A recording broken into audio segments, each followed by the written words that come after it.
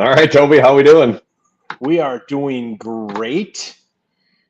Great, great week. Great, great couple weeks for me. I mean, soccer's been amazing. I've Heck never said yeah. that in my life, but what about you? Hey, I'm doing good. Doing good. It's a Tuesday night, a little earlier than we normally do, but hey, that makes sense because of some of the stuff we got going on this week. So we are excited to be here, ready to roll, and we got a good show I think tonight that's going to be fun. A lot of good stuff to talk about, and hopefully people get involved as well. Yeah, no, we've been trying to come up with some topics to get back on track to give us a base, and then we kind of go from there and talk about our week and kind of brag a little bit myself, but that's all right. That's all right. Yeah, there you go. Well, why don't you tell us how your week ended up for those that are following or maybe not following too closely Bayport soccer? Well, as I was trying to think of where we left off, because last Wednesday night we had made it to state, so Yep. the excitement started to build. You know, the T-shirts, the Venmo accounts started to hit the old checkbook. Venmo this guy, Venmo that person. So I Venmoed a lot, um, and then Friday morning, 7:45, the buses showed up to grab the girls and take them to Milwaukee, and two fire trucks, two cop cars, and two fire chiefs showed Nice. up. It was Nice. phenomenal. Like that's something I've never done. Like I've been in a cop car, but never been like in a bus with a cop car. I mean, so it was a pretty big deal. Um, and we got to Milwaukee and we ran into Muskego, and it was pretty evident from the get go that Muskego is the top dog, and they went on to win it. I took a picture of the scoreboard at the end of the game. It said 4-0, and then it said shots on goal 26 for Muskego and 1 for Bayport. They were good. That was probably one of the better teams I've seen play. Hmm. But the Well, girls, they had one going to Kentucky. They had a lot of top level girls. Good big time colleges. So it was fun. I actually told one of their parents. I said that was fun. I said it was fun to watch. They were a little shocked, but that's just kindness in me, But they passed the ball well, and one girl took a ball from like 35 yards off the top of her head, put it in the corner. I mean, it was like, you're not really? going to do anything. Yeah, you're not going to do anything with that. Wow.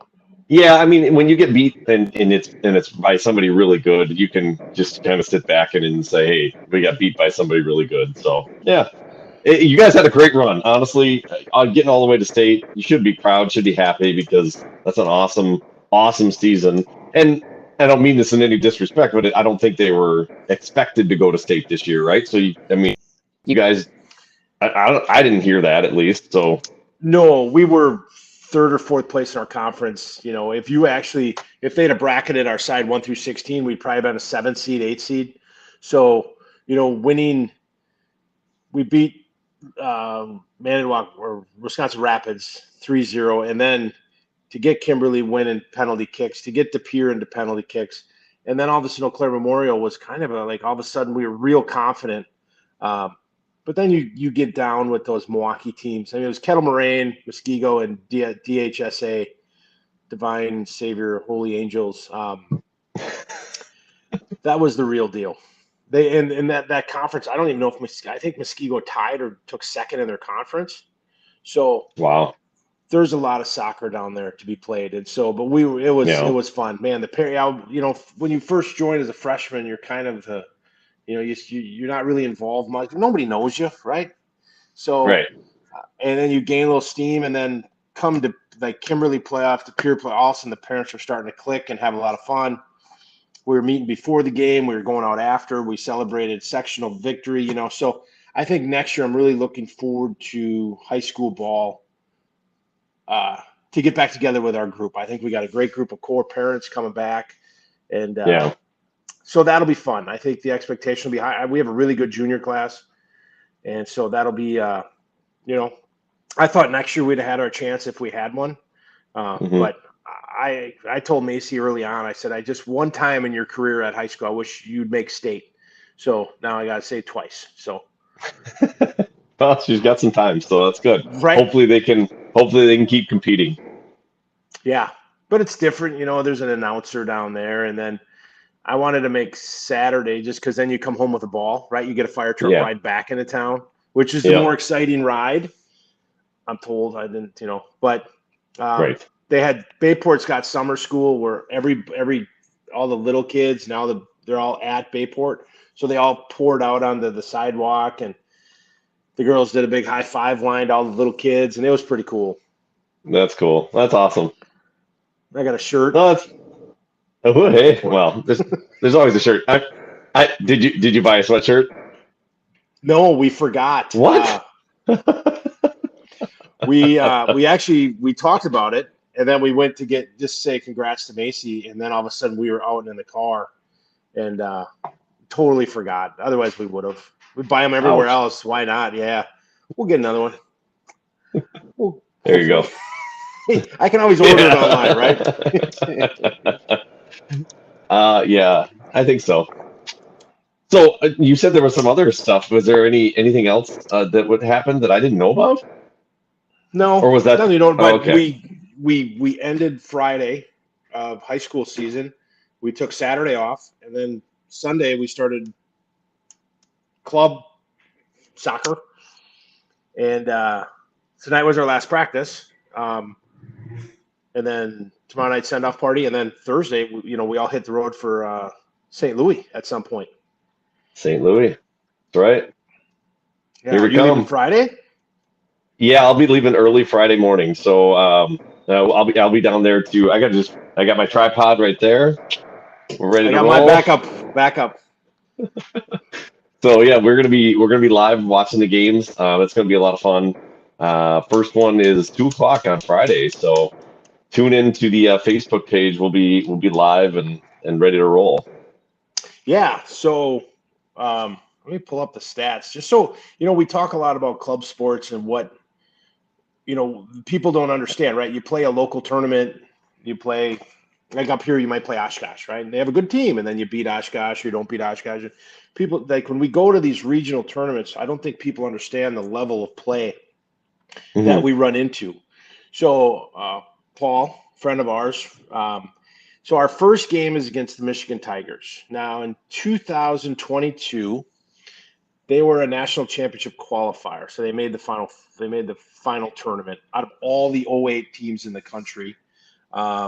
They went 4-1-2 in the National Pro League, which is the best of the best. They 2022 Midwest Regional Championship pool champion, so they won their pool at regionals. 2022 Fall Midwest Cup second place. And then they were the Michigan State Cup champs, so they were the best 08 team in Michigan.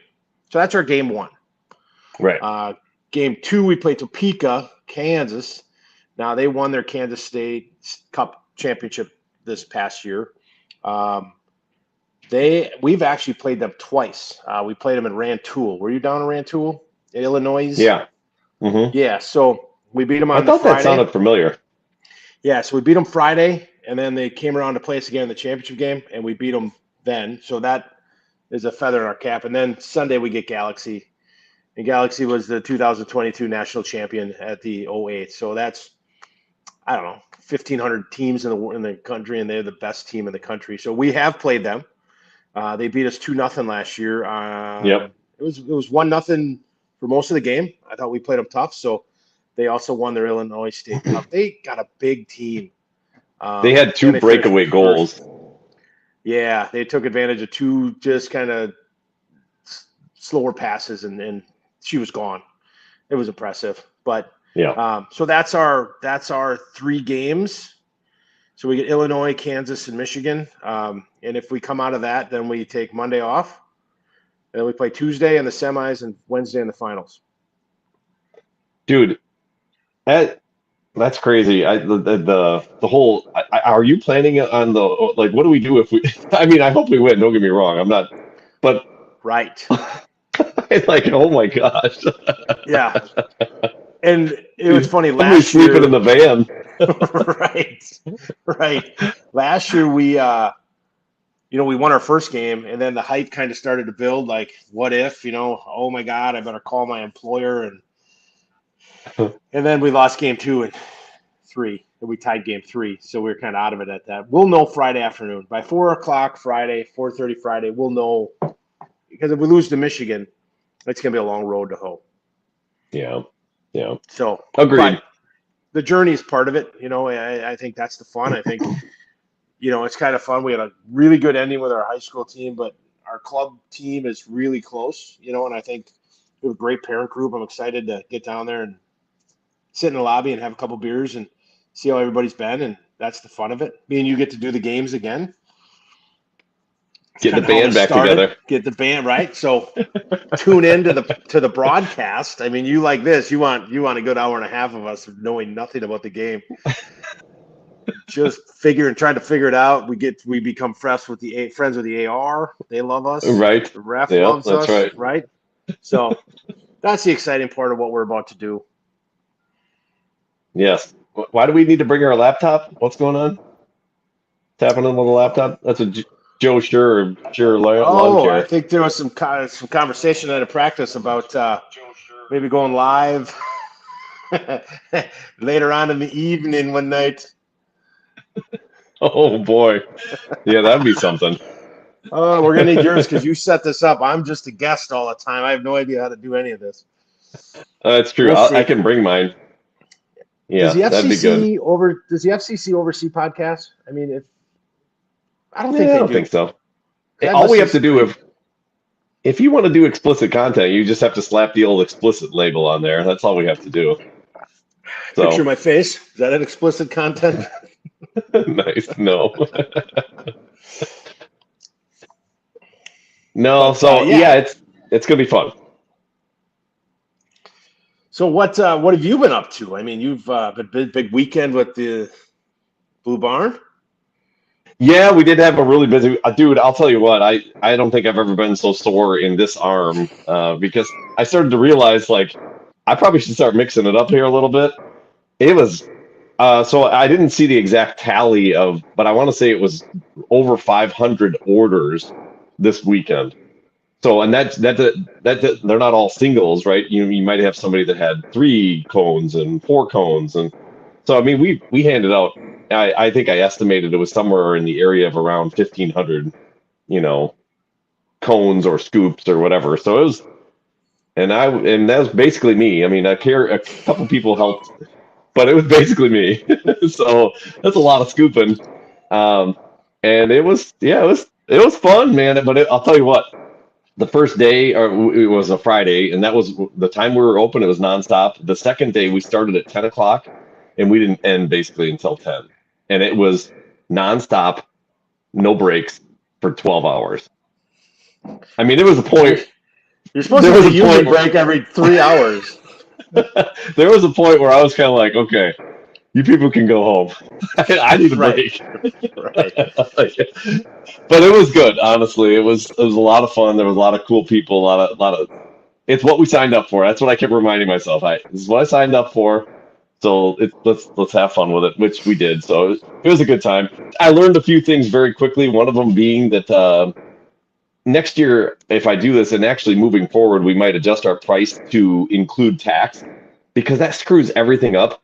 It slows it down on the transaction. You have to use pennies a ton. I ended up buying, going into the weekend, I think I had like $5 in pennies, which is 10 rolls of pennies. And we blew through them in like 6 hours. I mean, because we were using so many all the tax and everything, it ends up giving you these weird little numbers. So I think next year what I'm going to do is change the price just to include. So you people listening that want to start a business, just include the tax in it right away. And then it's just simple. And that was a big mistake that I made. I screwed that one up. So. You know what? The people leave tip. The problem is, did you put a tip jar out? We did. Yes, you better. Crying out loud. They pay for new tires. How do you think I paid the kids? Right. Well, that's where all your pennies are. You could have just went in and Yeah. So anyways, it worked out pretty good. But yeah, it was a good time. It was fun. It was a learning experience, but it was a fun one. So. Well, excellent. That's glad the business is going well because we're gonna, I don't know if you're bringing any ice cream nachos to St. Louis. I don't need any. I would love to, but I don't think I'm going to be bringing anything along. You're not bringing the big blue truck. No, that would cost like $1,000 to try that thing down there. You'd make about 600 profit, drive it home, lose $2,000. With the price of gas, did you see gas? I'm so frustrated with gas right now. It literally jumps 20, 25 cents a day, and then it'll slowly go down, and it jumps like 30 cents in a day. I'm like, what is going on? How is it that volatile? It's more volatile than like a penny stock. It's crazy. So I'm a gas nerd, so I follow it on the market because I'm always like, all right, the futures, and you add your 60 cents of tax. By the way, 60 cents goes into everything from tax by the time it trades. It should not be $3. I saw everything from 357 yesterday on the western part of the state to 336 at my exit. So Yeah, but literally yesterday it was 333, and today it's 359. I'm like, what the hell?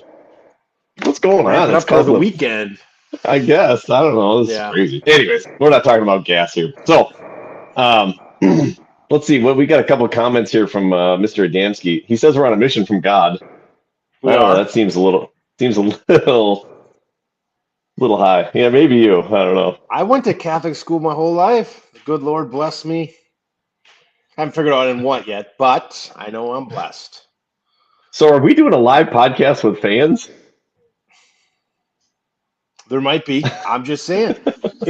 Paul said he'd sponsor it. We haven't come up with a value yet, but I'll bring my Velocity hat. How much do you think his business has gone up since we started wearing his hats on At our least 20 or broadcast? 30 cents.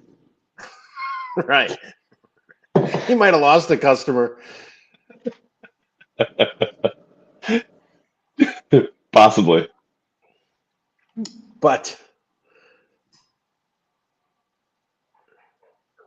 I'm just trying to read I don't- comments. I don't get that It's one. from our same movie. Oh well. And then, Please explain. I Paul. don't know, Paul. Sorry. Missed. It's probably right in front of me, but I missed it. But But we got a anyways, great yeah. topic. I was gonna say we got. Yeah, a great go ahead topic with it. tonight. So we've been bouncing things off each other all week, trying to come up with it. The one I came up because I heard some dads talking about parent coaches, and through the gamut. Oh, Blues Brothers. That's it. Elroy, Gotcha. Leroy. Yep. But the parent coaches, right? Because we all start off with our kids being coached or coaching our kids at a youth level. And my question always is, at what point is it time for the parent coach to let go? And our soccer club, it's U13, so 12-year-olds. There's no more parent coaches per se. I mean, I think there's assistant coach maybe. I think one of the teams had an assistant coach or two, but it's kind of my topic because I think it goes into. I have a firm belief that I think there are some very good parent coaches, but I truly believe when you're young, if you start on a team with a parent coach that knows nothing about the sport, it sets you back. It could be an unpopular opinion. That's not it, though. But right. But like Macy's first soccer coach was me, so it's evidence, right, that she was going to go places. But her real first soccer coach was John Boots from our area, and John's a great guy. He taught her a ton. And then we switched to Sean, our coach now, and he has been fabulous too. So she's had a really good track record of great coaches that taught fundamentals. And it really has paid off for Macy. Now I have friends that their daughters or sons in other sports too. They start and the coach is just like, and either they lose interest because they think it's horrible, or they struggle to get off the ground. Yeah, and I that's kind of been a similar experience for us, and I can think about all the different sports that have been played. Usually, I'm end up being the first one, so I'm similar to you in that regard, and in that usually because no one else wants to do it, right? And so then you're like, okay, well, I want them to have somebody, so it's like I'll step up and do it. So I've done, basketball, soccer, football, t-ball. I mean, all kinds of crazy stuff. So I've not been afraid to be a coach, And I agree with you. There's typically I think it's fine, especially when they're young, because if you're really anybody can do it when they're young, because really what you need to teach them is kind of how to come together, how to have fun, some basics about teamwork and playing together, and some basic skill things that most people probably can know, or you can at least check a YouTube video and get some basic things. But I'm with you in that when they get older, I really want to see that separation happen. There are some people that are able to do it, to your point, and they're able to do it well. But some of the things that I wanted to cover are just some of the bad situations I've seen and where it can really go haywire when you have parent coaches. Now, again, I've seen, a good example is Jack Bennett here at UW Stevens Point. He coached his sons on the university basketball team, and they won a national title together. It's not that it can't work; it can happen. It's just that typically it doesn't, because you need a unique personality to make that happen and make it work. Well, I think it only works when the kid is the exceptional, right? He's the guy he's the really good player. Because any other thing than that, there is drama, there is conspiracy theories, there is everything, right? Oh, his dad's coaching, you get him playing time, or this or that. Right. And it's like, and so that's where it always is a problem. So, and I get like clubs, in our club, we struggle for coaches. We struggle to pay high-end coaches because there's only so much money to go around without raising fees constantly.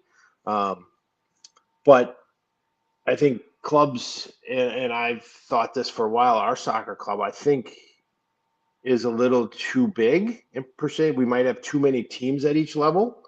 Our 08s had five teams. Mm-hmm. So at what point what are you doing with that fifth coach?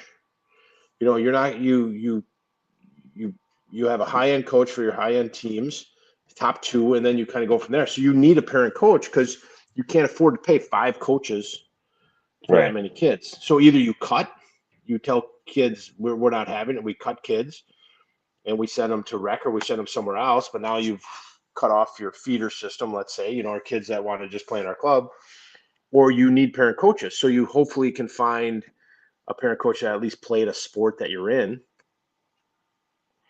Yeah, ideally. But then also you get people, the times of, go ahead. I was just going to say, you get people like us that are coaching that have never done it, right? I mean, right. Yeah. But I also think that the landscape of coaching has completely changed. Like, when I was driving today from Western Wisconsin, I was pulling over every time I was texting and not texting and driving. But I go back to when I was in youth baseball, I was in Little League, and my coach was our catcher's dad. He was fantastic. But we'd go to practice, and he'd throw batting practice with a cigarette in his hand. And he would throw balls, and not one parent said, you shouldn't be out there smoking.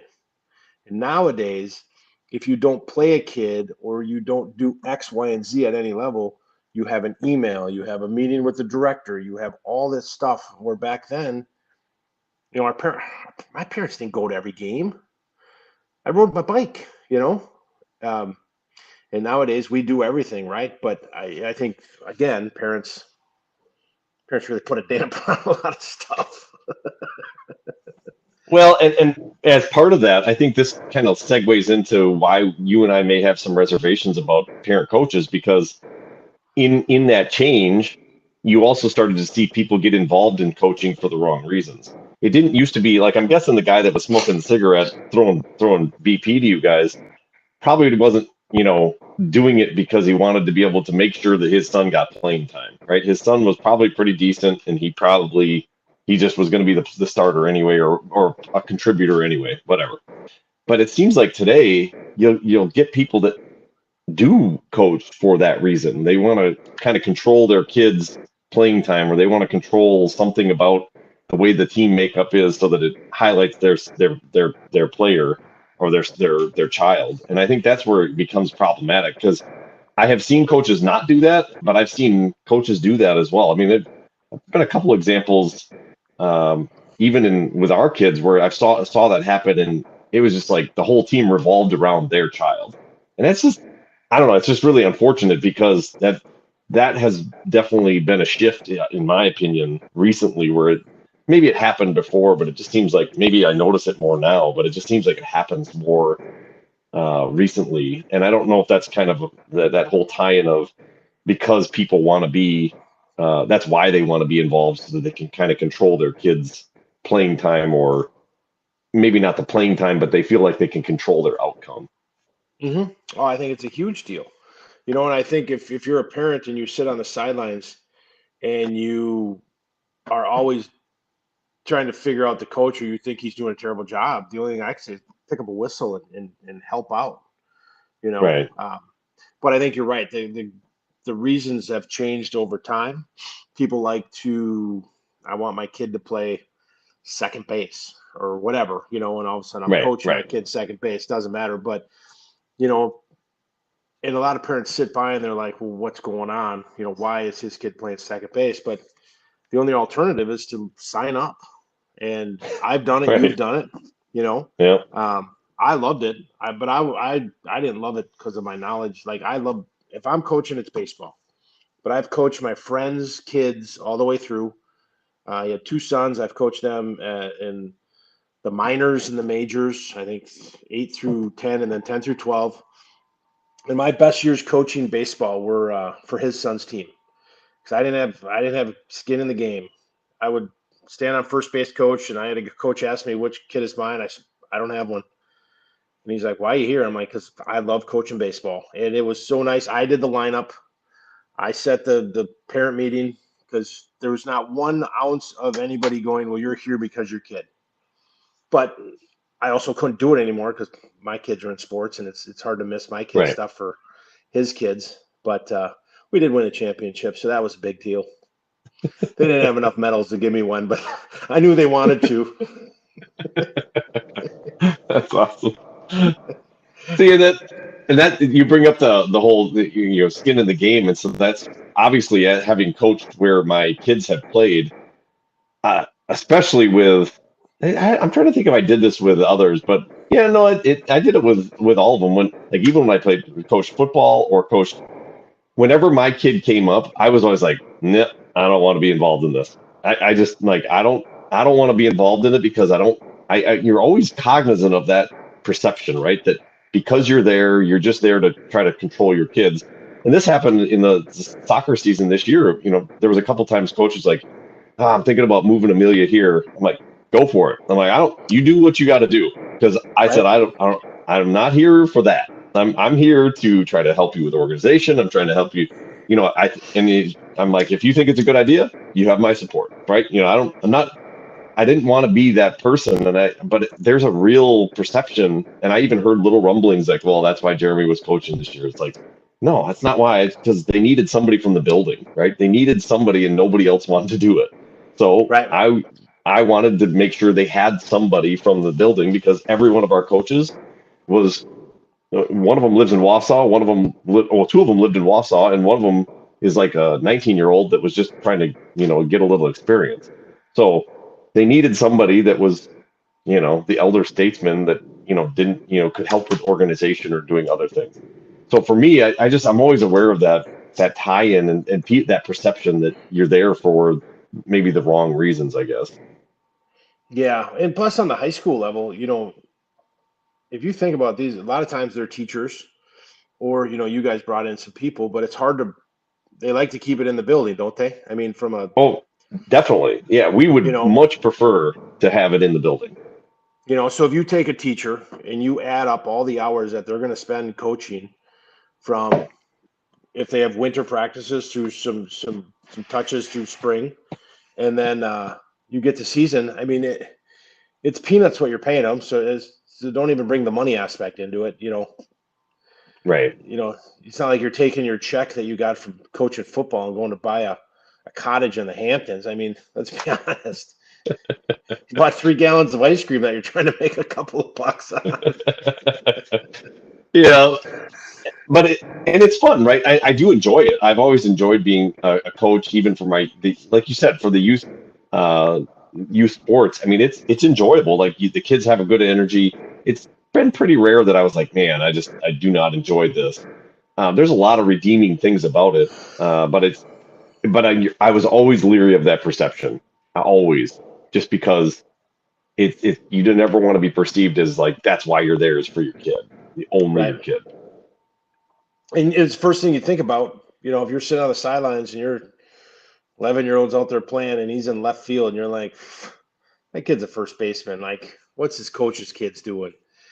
And there's a gazillion reasons why. I'm not saying all of it. Like, there are bad coaches out there. They're everywhere. It is strictly for their kid.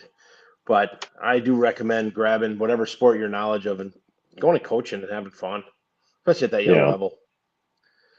See, and Joe sure brings up a good point. Like, he knows an assistant that this happens where it's just that they only want to be involved with their child. And that was one of the things that I wanted to highlight because I've seen this multiple times in my lifetime where the coach, you can tell that that's the only reason, and they're not even bashful about it. I mean, every drill they do, it's like, hey, my kid, come out and demonstrate it. And if the game's on the line, it's their kid that gets the ball.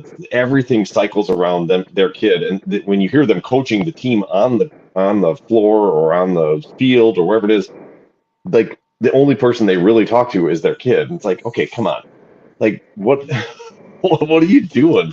Like you can't be like that. That's never going to be successful. And the kids and the parents see through it almost immediately, and they're like, what is going on here? Like you kind of know. And then if you try to do anything as a coach, let's say they didn't mean it to be that way, but then they try to institute something, everybody looks at it skeptically and they're like, nah, you're just doing that to benefit you. Like, how is this benefiting you and your kid? Right. And so then there's this major trust issue where parents don't trust it. So back all the way to circle back to what you said, I love what the Wisconsin United does in that they don't allow it. They basically say at this certain level, just no more parent coaches. I think that's really smart because whether whether they mean to or not, there's parents that get involved for the wrong.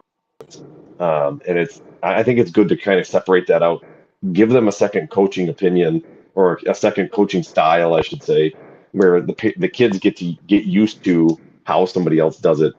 And when we talk about a psychological aspect, I was listening to somebody today and they talked about this, basically that when kids hear coaching, there's a study done on this, and when kids hear coaching from someone that's not their parents, it resonates with them more. I can't remember exactly the statistic they gave, but they basically said that they understand it and they follow it more if it comes from someone other than a parent, even if it's the same message, right? And so that's, I don't know why is it that way, but I've seen that with my kids. I've told them like, hey, do this, and they never do it, and then they come home, they're like, hey, coach said I should do this, and it worked, and I'm like, oh shoot, I've been telling you to do that for 4 weeks, like what the heck? But it's the reality, right? They don't listen to us because they kind of sometimes they tone out the parent because that's what they've always heard, and they're like, Dad, you don't know what you're talking about. But then somebody else says it, and they're like, oh, that's amazing, groundbreaking. So, anyways. Yeah, if you go to a soccer game or a baseball game or any game, take a second and now we've gotten to a level where I think it's really none, but just listen to the parent sideline, and you will be amazed that there's 14 different parents yelling at 14 different kids, 14 different things, and it's unbelievable. As a coach, they got to be pulling their hair out. I mean, our team now, I usually yell when any of our girls get over the half line, whatever that's called. I yell to shoot because I think that's very important. Now, I think it's worked maybe 2-3 times a game, however many times we score. But I feel it's important to let them. And then I did. One of the parents said, "Hey, coach, can you yell at you?" And nobody wants to get yelled at by coach, not even myself. But you listen to these parents, and they're trying to tell their kid to constantly do something. It has nothing to do with what the coach is trying to do. That's why, our coach, we respect the heck out of him. He's been around I think I have his stats for all the state championship. I think he's won 8 state championships, 6 boys, 2 girls. He's got 2 teams right now in the National Pro League. I am not about to tell him anything about soccer at all. Correct. It's funny. I've had great relationships with Macy's last coach. I have a great relationship with coach now, and even the high school coach I talked to. And never once do I talk soccer. I don't know the game. Right. I know the Right. rules, some, but at no point would I be like, coach, I think we need to run a 6-4-2-8-2. I don't even know the numbers. Like, Isn't that there's 11, isn't that a song right? from the 80s? But if I ask you right now what formation we play, I think it's a goalie. 4-4-2, right? But how? I don't know. To your point, I don't know. Right, exactly. And if like what number is the outside back? I'm like, no idea. Probably a 4, maybe a 2. I don't know, because they're all messed up. So it's just not worth my time to even try that. And I'm not what I'm about. I'm interested in where we're going to dinner. Are we having beers? And what time's the game at? That's my job. There you go. And I drive. Right. Not of while, course. Not while we're drinking beers. See, now, Toby, this is why your kid plays, though. According to Joe, it's because you're nice to the coach. That's why your kid plays. So. Yeah, but I'm nice to Joe, too. That's not getting me anywhere. That's a good point. Touche. Outside backs are not 2 and 3. We've already That talked is about the so numbering. wrong. It drives me nuts. I don't get the numbering. Yeah. Just It go goes across. 1, 2, 3, 4, 5, 6, 7, 8, 9, 10, 11. And then 12 and 13 on the bench. That's how it rolls. I play the 12 on the bench. Right. That's my big joke whenever like somebody's like, what position do you play on the football team? I was like, left out. Hey-o. Nice. Yeah, but man, I just, it's one of those, it's a hard thing to accomplish because I look at our club over here. We do not have a rule against parent coaches, but we also I don't believe we really have any paid coaches. Oh, well, I shouldn't say that. They're paid, but they're a small stipend, right? They're not like, it's not their job to be like whereas Shant is kind of his job is coaching and running the club. So he can be a professional, which is awesome. And I like that a lot more. But with a smaller club, you get a lot of parent coaches, and for better or for worse. And you know what? Oliver had one last year, I think it was, or 2 years ago. Guy was awesome. I mean, his kid was on the team, but you never even knew it really. And he knew soccer so well. He'd played at a high level. I think he might even have played like semi-pro. A really good player, really good coach. And I was so disappointed I was playing up last year because he was 7 and he was playing on a U9 team. And that team moved on without him. And then it was kind of like, man, that was a great coach. Like, you just wish that guy was still the coach. But so sometimes it works out really, really well. And then sometimes you get, not so well. We'll leave it at that. I'm gonna ask our listeners to stop sending numbers because Eric now says the right side is February 7th and the left side is March 11th. That means so confusing. Like, what about May? What about June? What about January? But that's okay. Let's talk about that. That's a great topic. So our club tries to decipher that, and I believe this, player age, but there's always kids that play up. We have one on our team that she's good enough to play up, right? Yep. But you get kids, and I'm sure parents call. I know they do. They say, hey, my kid's friends are on the U10 team, and my kid's a U9, and they want to play with their friends. And it's like, when do you cross that line and be like, yeah, that ain't happening? Or can you? Yeah. I mean, yeah, that's a tough one. I mean, I do think that it depends on obviously the club, right? If you have a team of players that's fully capable and you don't have any openings, then yeah, you don't let anybody play up. The only reason we had them play up just we wanted them to start playing classic instead of rec, and they don't have anything other than a U9, so you basically just had to play up for that reason. Right, but, and I think at the young ages, you play with your buddies and you have fun, and it is what it is. But you get to, we're now U16, we're 15-year-olds. I'm getting old. But I do think to your point though, if there is a team for you, I think you probably should play with that age group. Like if there's a team that has, their U11s, let's say, and you're should be on that team, you should be there instead of playing up on the U12. That to me yeah, that makes the most sense. Like I get why it doesn't happen sometimes, but to me that you should play with your age if there's a team for you. well, to me, so if you have a kid playing up and they're good, if you can start to form really good teams in a club on all age groups, that isn't that what you want? You want to build the Right. reputation of the club is producing state champs, regionals. Um,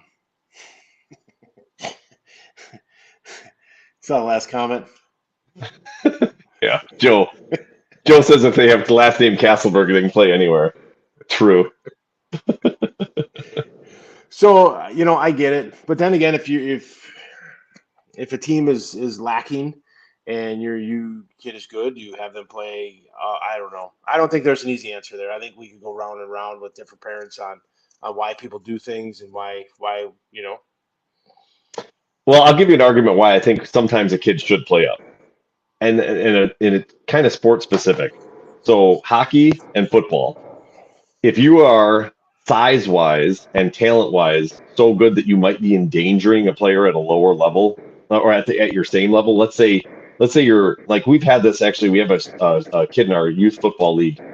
He's just really big for a fourth grader. Like he looks like a sixth grader. He's just a big kid, strong, and it's actually kind of dangerous because he weighs more than all the fourth graders. So if you're out there knocking around, it's like there were actually we would play like Amherst and they'd get all pissed like this kid's too old, like an Almonte type situation. They're like, he's not really a fourth grader, he's gonna hurt somebody. It's like, okay, fine, let's put him up with the big kids, let's let him let loose and do whatever he wants to do, because then it's a little bit safer. So from that perspective, I think it makes sense. Same could be said about hockey, anything where you get really physical sports.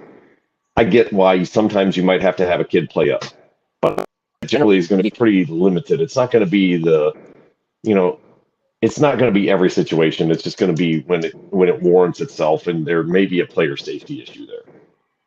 Yeah, but it stinks for the kid, right? He wants to play with his buddies, Yep. and all of a sudden he's like, "Well, you got to go play with them." And so, but I get it. You're probably correct on. Or you're not probably. You are correct on that safety issue because I coached 7th and 8th grade youth football coming out of college, and we had some kids that could just, and that we were getting older. But my best years, we had kids that could run kids over. I thought it was the coaching of why we were winning, but come to find out, we were just better. I thought you froze there for a second. Yeah. It did for a second. It was kind of weird. I did freeze, but I don't know why. Yeah, no, I'm with you. And yeah, Amherst is fine. I'm not trying to dog on Amherst. That was an example, Joe. I'm not trying to start a war with Amherst. Amherst is the new.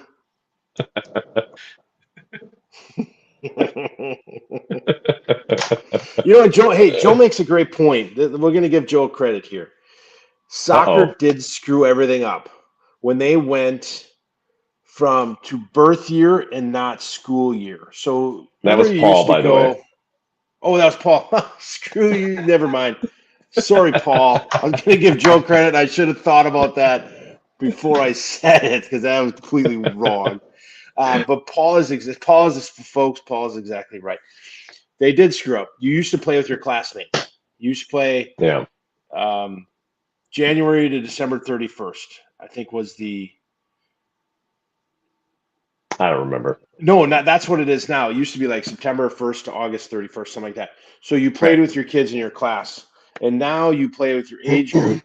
And we just went through it with our team, and every year the team goes through it. The 08s, so like 3/4 of our team went to high school, and then the young girls who were in 8th grade, they were young 08s, didn't really have anything to do. They had a team put together, but it was like a classic team on Saturdays or whatever. So our girls, being older, went on to play freshman ball. and got the experience. And now we're back together. And now the 08s will go to sophomore and freshman, and then the next age group will go through this problem.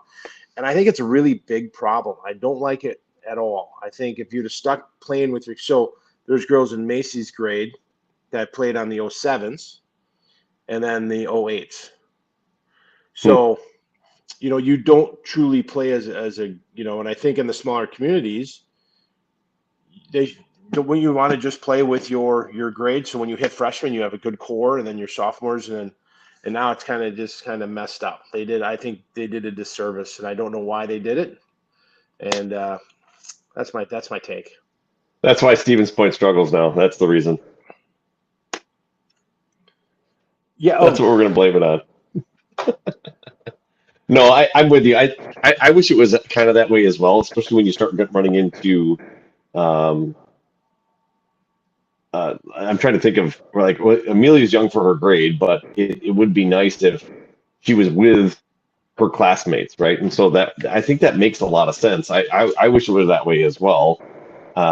It would solve some of the problems as well, where you get one kid's really young and one kid. I don't know. It just seems like there's a lot of just in the birth year that it always created weird situations. It seemed like, but I don't know. It'd be nice because they were always a grade behind. Yes. Do any of your kids? Are they in the year they should be? Like, my oldest daughter is 18. She's going to be a senior. She's a year back. So she should have been a senior this past year, but she was a junior because when she was 6, she was diagnosed with type 1 diabetes, and we kind of got her into school, and we had to take our time, getting acclimated. So we kind of she did 2 preschools or whatever. So she's old for her grade. And I was wondering if that's the way to go, because now my daughter's 18, driving, first to get her license. And my other daughter, Macy's May, so she's really young. She'll be last to get her license. I don't care about the sports aspect, but I think the maturity of it coming out of high school, we should have held Amelia back. That's because it was she's going to be 17 when she graduates. That's the one that I wish she was. I look back at it now, and I'm sure we did it just so we could get her out of daycare. But it's one of those things. It's like, I probably shouldn't have done that. I mean, and sometimes I think it would have made more sense if she'd had a little bit more. Not that she struggled or anything. I mean, she does fine in school, but I just think she's definitely young for her grade. Definitely young for her grade. So. Yeah, I get if what you do you're it right saying. away, there's no difference. Like if you do it in their first grade, nothing changes.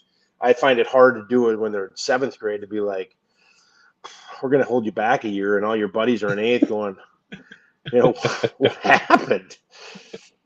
We thought you were, we thought you were smart. Yeah, I don't know, and it's something I never had. I've heard of people doing it for sports reasons, like literally holding their kid back so that they end up older when they get to high school. That never crossed our minds. They held them back, but yeah. So, anyways, I don't know. 2 years. Yeah. Our sons are growing. Dad, why am I driving and nobody else isn't driving to 8th grade graduation? But Joe points out that hockey did that too, and I think a lot of sports did that, where they started to roll it in based on their birth year. Football, we still do grade. What grade are you entering? And then you can actually join based on grade, so it has nothing to do with the age. But yeah, I don't know. I kind of like going by the grade. Doesn't hockey? And I think we asked Rookie when he was on. Don't you have to play in your community you're in? You can't. Can you? I don't know if you can transfer out. No, you can do that. I think as far as I know, you can. Yeah. No, I think that's the way it used to be. And then they may do that in big cities or bigger cities, I should say. But places like here, you do whatever. Because I know people that have gone up to Wausau or gone to, we had a kid from Marshfield come over to here. We've had people go up to Mosinee. So, I mean, you can bounce around. Anybody ever go to Amherst? No.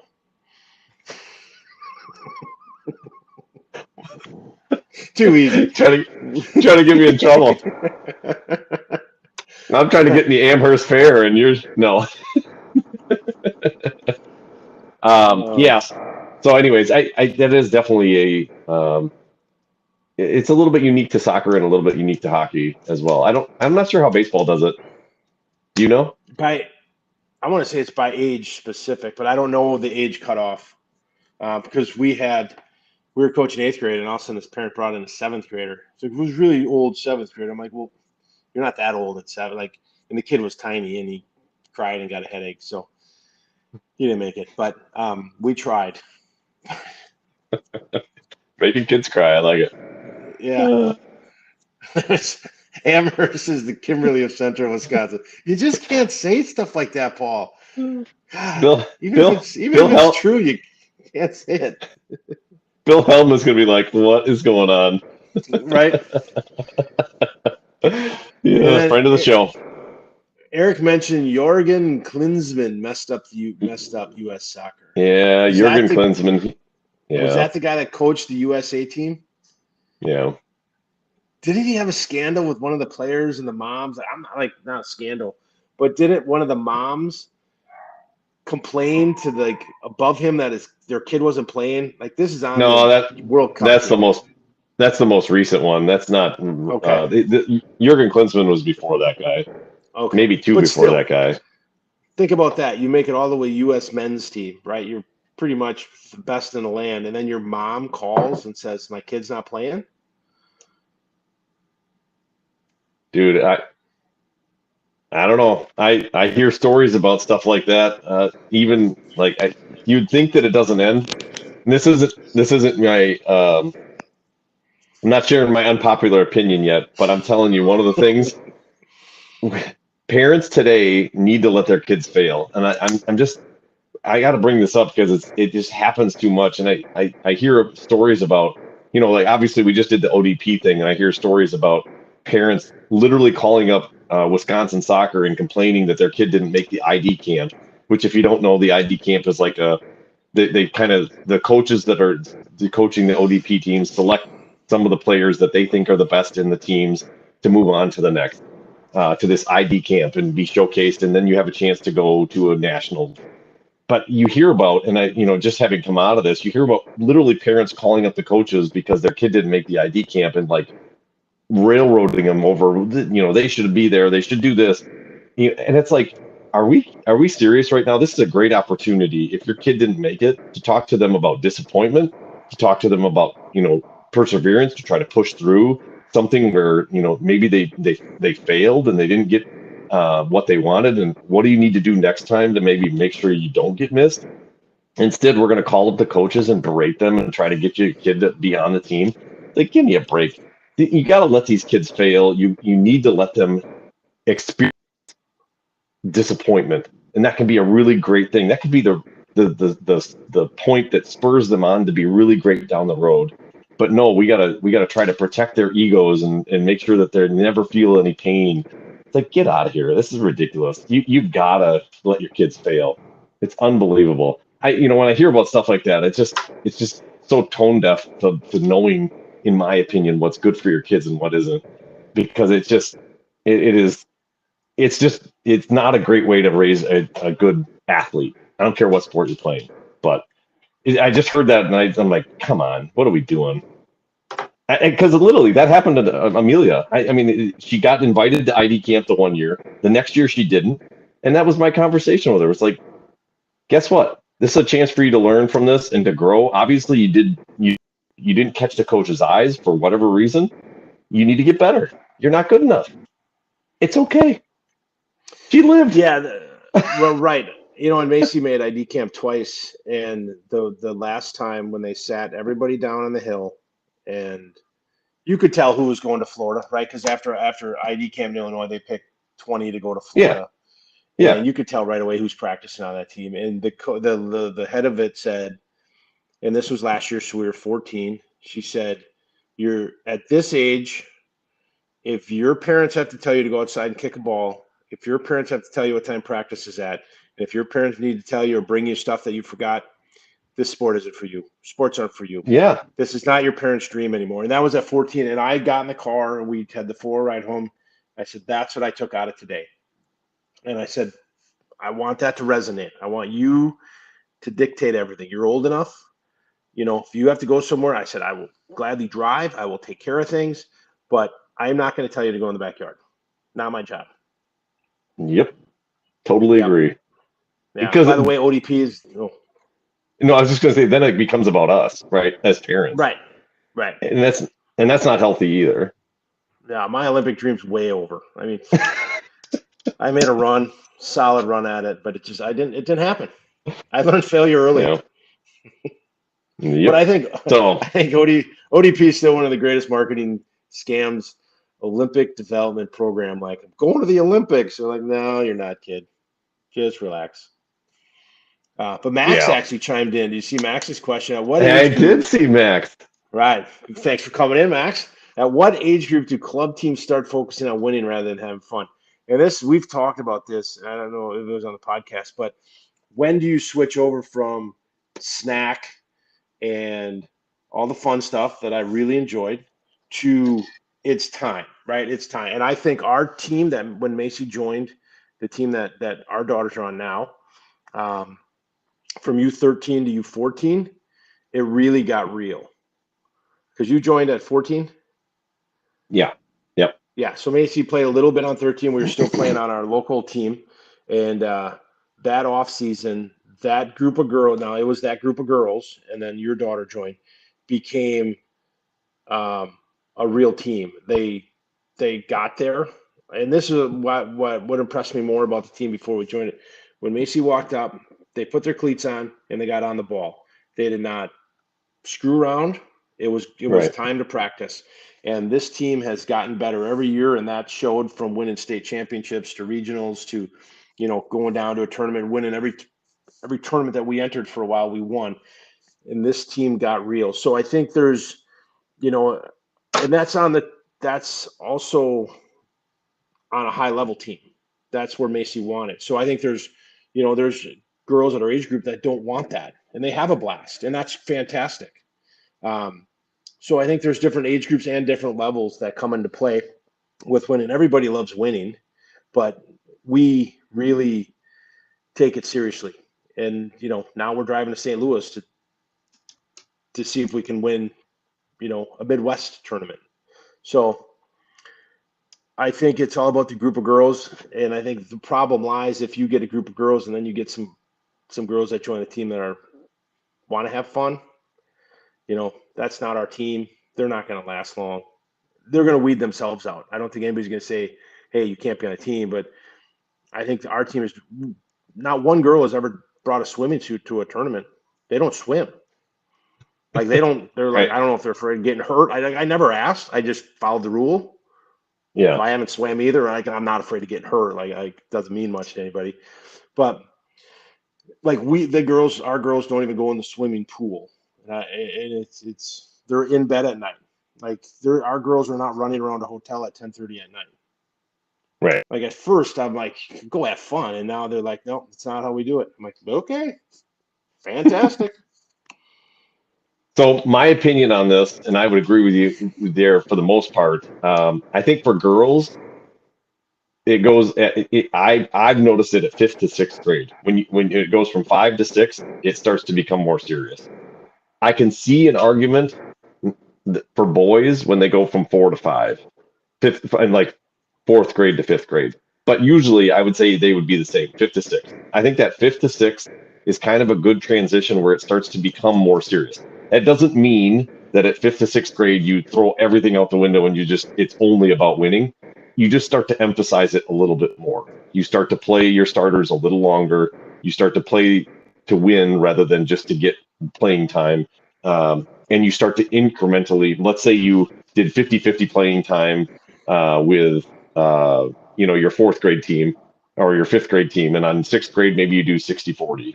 And then you just start to ramp it up a little bit. It becomes more and more serious. But I think to me, it starts having seen, I have my 3rd kid now coming into this. 5th to 6th is kind of that transition year, in my opinion. Yeah, and Paul makes a good point. If you're going to hit the road and you're going to travel to Des Moines, Iowa, Yeah. people expect to win. People expect to win, and it's a fine line because everybody expects to play. And I think in the state cup, everybody has to see the field. There are tournaments when people don't see the field, and Yep. that's a fine line too, right? I just drove 6 hours and my kid didn't touch the field, but you're Yeah. there to win, and Right. it's where sometimes you have to look in the mirror and say, "Am I doing this for me or for my kid?" So it's a fine line, but at this age, we're all in on winning, right? I mean, we're 7 hours to St. Louis, 3 nights in a hotel. Yeah. Our Yep. the chance, and I'll be as positive I can. The chances of us coming out of the weekend 3-0 would be phenomenal, but it's going to be the longest, hardest road we've ever been on as a soccer team. I say we, I mean us, because we're parents. We pay Dude, and if we drive. if we go 3-0, I don't know what I'm gonna do for like I said, I'm gonna be sleeping in the van. We're gonna be homeless vagabonds. I wonder if we have to stay in the hotel or can we VRBO that bad boy? We'll just get like 10 families to put in our house. Yeah. Oh, Like, Dan, I don't disagree with Dan at all. I'll tell you what, I did have a coach for Amelia, and I really appreciated this. We were in a tournament and we didn't do very well, and we got, I don't remember what it was, but we got a participation award. And I even said to him afterwards, I'm like, hey, where are those? Are you going to hand those out? He's like, no, I'm not handing those out. I threw them away already. I'm like, good for you, because we were like dead last. It's not like we didn't do anything, and I was like, thank you. I'm so tired of like those things getting handed out, because that's kind of what I was going to do with it. I was just going to take it and be like, but he did it for me, and I think that needs to happen more, and especially when at the age that they were at. That age was seventh or eighth grade. I think it was eighth grade. So it's like, okay, they need to know at this point. You don't just get something just for showing up. So I'm with you, Dan. I've never liked the participation ones. I hate my son sometimes will get these like, you finished 12th place. It's like, who cares? Like, right? seriously? Like, what, we're giving ribbons for 12th place? Get over it. Well, You plus, didn't win. right? And you're paying all these dues and fees to be on the team, and all of a sudden, I'm like, you know what? Save me $5. Don't give out anything below second place. I can understand third for like, especially when they're older. Like, that makes sense. But Well, they didn't give out anything at state. First two, gold ball, silver ball, second. And by the it's way, we true. took third place at state because they didn't play it, so Nice. I'm taking third. Nobody else took it, so Bayport third place champs.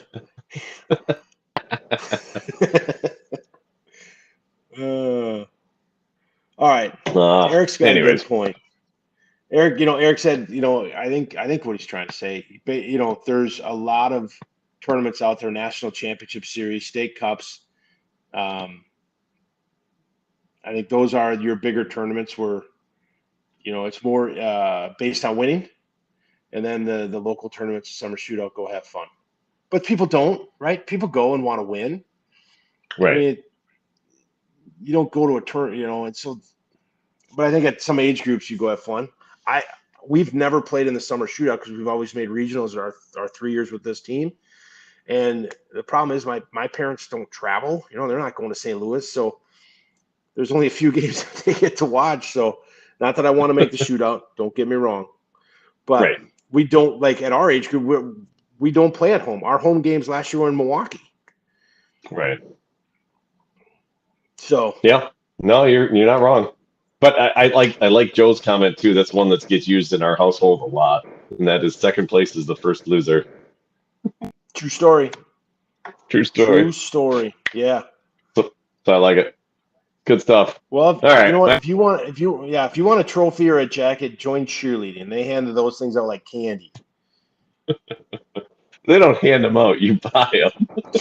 Right, right. You hand them checks, and then you go plays first place in the Kiel tournament, and they give you a national championship jacket. Amazing.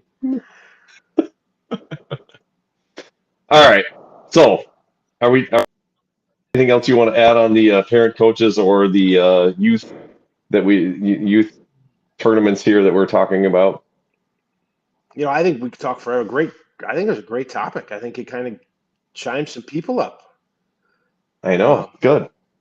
Yeah, great, easy conversation. But I think it's kind of dragging out here. We don't want to. We don't want to get into 2 hours. Or we'd have to up our fees to our people that advertise with us, and it's just not right. So we then do need people to move. like our Facebook page and subscribe on YouTube. We need to get This is those true. up. We got a letter in the mail. Right. So then now I have to. Then we're going to move on to one of our new segments, which we're going to try to incorporate, which is unpopular opinion. We need to get a graphic for this, I think, too, that slams up like unpopular opinion. We do, and we need people that are out there. If they might need some time to think about it, but unpopular opinions are opinions that are yours, and you can't be. Now we got to keep them under control. Yeah, Joe. Joe. But last week it came out of the blue, and I really thought, and I'm like, I'm going to think long and hard. I got a lot of unpopular opinions. So do I. Right? It's not that hard. Yeah. So do you want to go first or me? Go. You go. I think you went first last week. I'll go first. Okay. I'm going to say it. Chicago, Illinois is the worst city in the world. That's my unpopular opinion. I hate it. Hate it. And I said it the other day to somebody, and they thought I was crazy. And I'm like, have you ever been? They're like, we love it. I'm like, it's terrible. Absolutely terrible. It's hard to get around. Yeah. It's usually cold. Oh, those two. Those two. Yeah, right. And then there's the people. Nothing good. And all my friends moved to Chicago all after college. Are like, we're going to Chicago. I'm like, nope, not me. No, thank you. Okay. So I struggled with mine too, because there's a lot that I have. I'm weird, so I have a lot of unpopular opinions. I'm trying to think of which one I want to upset you with the most. But I think no, I'll save that one for another one. But this one will upset you as well. I truly believe this. Beer is extremely overrated.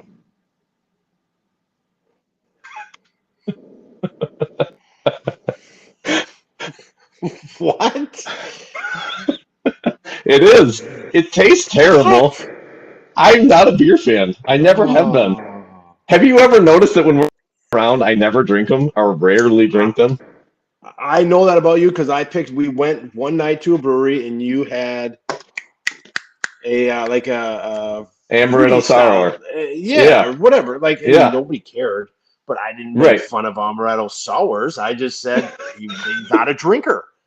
I'm not into pure pressure. I'm not saying that you can't drink it, but I'm not a fan. You know when I had my first beer? I was 33. Don't say 33. He said 33, folks. Hey, by the way, your unpopular opinion's getting a lot better than mine. Joe is not happy. I know. That's why I said it's not popular. It is not a popular opinion, but I am not a fan of beer. I really am. The only one that I've really liked was Blue Moon sometimes, but I'm just not a fan. I don't know. I'm just not a fan of the taste. Yeah.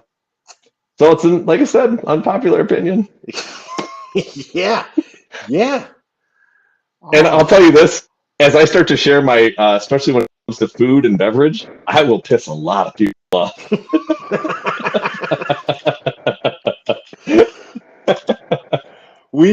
I'll be honest, because if I start talking about my movie, like what I like in movies and what I hate, it is bad. I think it's great, but there's a lot of bad movies out there that are very popular. This is true. So anyways, I think this is a great segment, and it'll be a lot of fun. But man, beer, right down the rabbit I hole. know. Like, I knew I'd get you on that one. But yeah, it's not a popular opinion. Yeah, I was a loser when it came to house parties too when I went in college because, like I said, I never tried until I was 33, and I always smelled it, and I'm like, I just had no desire to taste it at all. I couldn't do it. yeah, my sister So- even jumped into there goes our beer advertising money. A friend of mine owns a beer distributor. Maybe forget it. Hey, but wait, I could be like, even I like it. See, we can still do this. I will say anything for money. Right. Oh Lord, that is fantastic. Man, that came out of left field too. Like, I'm sorry. that's I okay. get you all day. That's okay. It's too late for me to go have a beer, but I would have had a beer. No, I You should wouldn't. have, right? You should have just pulled one up right out. Well, Who knows what's in the old body armor bottle? all right. Well, if you have an unpopular opinion, don't be afraid to share it. We would love yours as well because maybe we agree with you. Probably don't agree with me, but they might agree with Toby. Right. No, but absolutely, and that's where the comments, bring them on all week. If you think of one, text us or shoot us over because that's kind of the fun of the segment because it is. I do Yeah. really like it. Kudos Yeah, to you it's for gonna be coming up good. with that one. We're gonna have some. Yeah. All right. Awesome. Well, sounds couple days, Toby. It's going to be 95 on Saturday. So, Nice. yeah. Just Shorts, what do no they say? shirt. That's balmy. Yeah, we're gonna be Balmy 95. broadcasting with no shirts on. Ladies, settle down. Right? Whoa. Married folks. Not a piece Not of for meat. long. Yeah. I don't think I've ever been called a piece of meat. Yeah. So that'll be fun. Yeah. Find us at 2 o'clock on Friday. 2, noon, and 10. So 2 on Friday, noon on Saturday, and 10. Jump on, listen, and watch some soccer. It'll be fun. You can kind of see the girls we talk about a lot and why we drive and pay more. Drive farther, pay more. No, Travel farther. PFPM. TFPM. Sorry. Episode 4, I think. Go back and listen. Yeah, I think you're right. All right. Well, All travel right. safe. You too, We'll man. see you on the other side. All right. Thanks, Looking everybody. forward to it. Yeah. Thanks, guys. See you, Tobes.